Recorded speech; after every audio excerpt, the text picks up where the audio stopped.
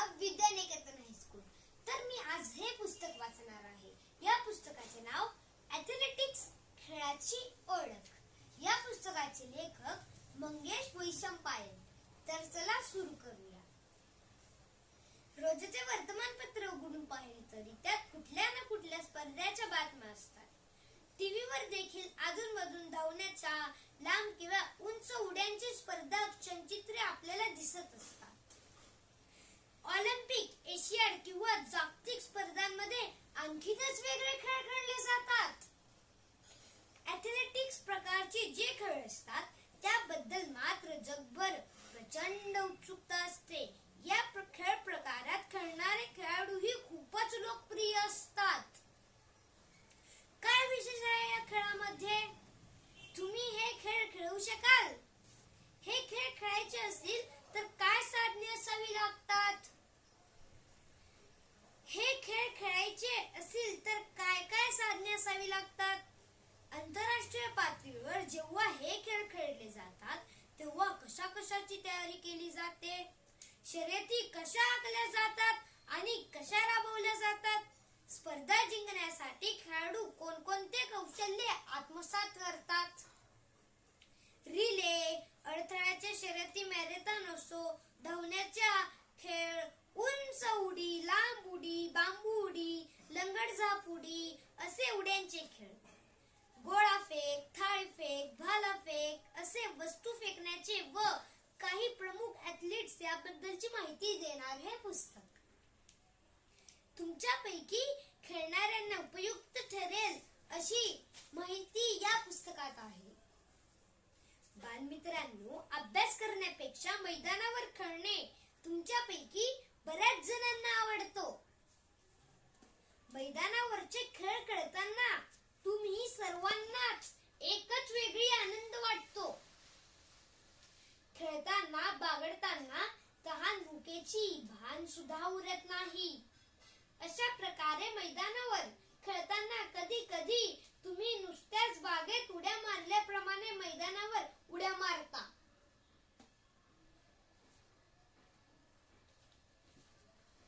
कारण मैदानावरचे खेळ कसे खेळवायचे याबाबत पुरेशी माहिती नसते.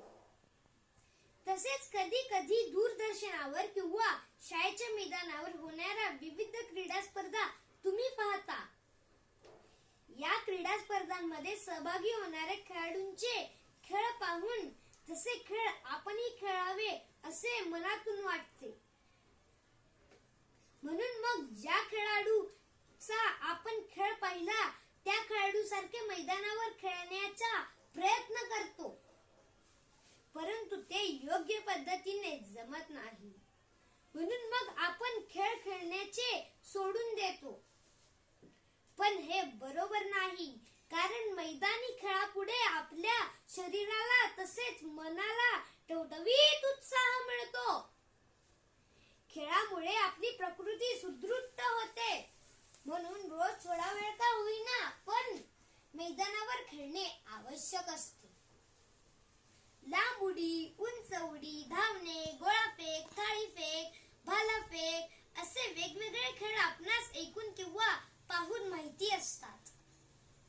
ते खेळ पाहताना मन इतके उत्साही होते की आपण हे सर्व खेळ किंवा यापैकी एखादा खेळ करण्याचा प्रयत्न करतो. पण त्या खेळाडू प्रमाणे जमत नाही. मग त्या खेळाडूला कसे जमते? आपल्याला का जमत नाही? असे प्रेरण आपल्या मनात उभे राहतात. पण बालमित्रांनो, यामध्ये अवघड असे काहीच नसते. कारण या प्रत्येक खेळाचे एक तंत्र असते.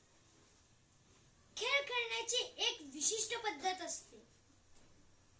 या पद्धतीची आपल्याला सुद्धा हे विविध मैदानी खेळ खेळता येतील.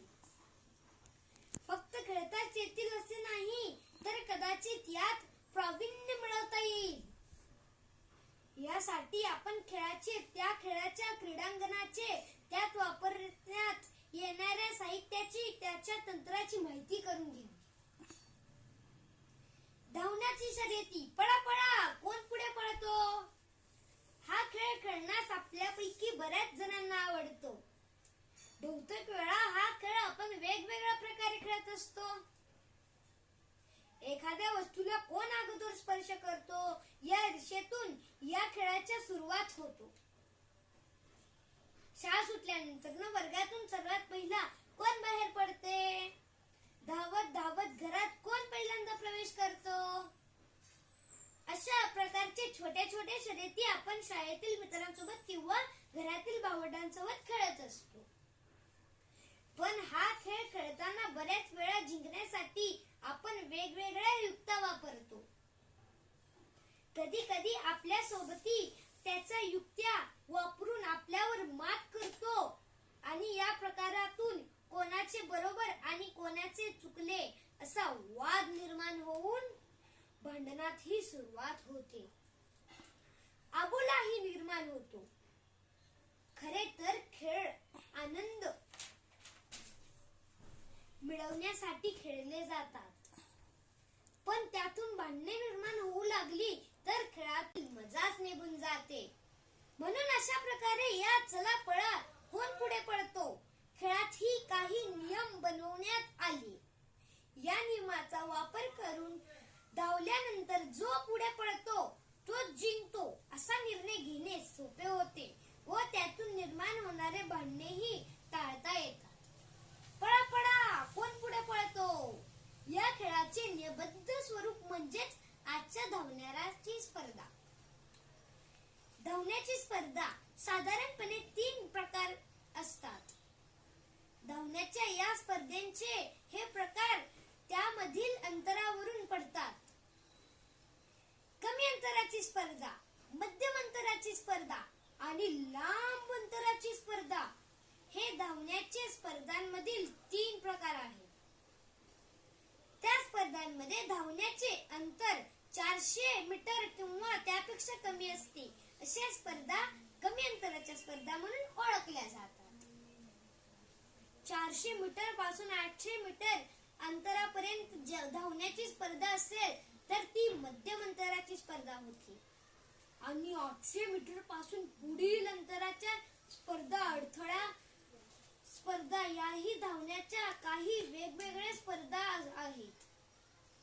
नुसते जलद चालण्याचे शर्यत सुद्धा धावण्याच्या शर्यती समाविष्ट आहे. धन्यवाद.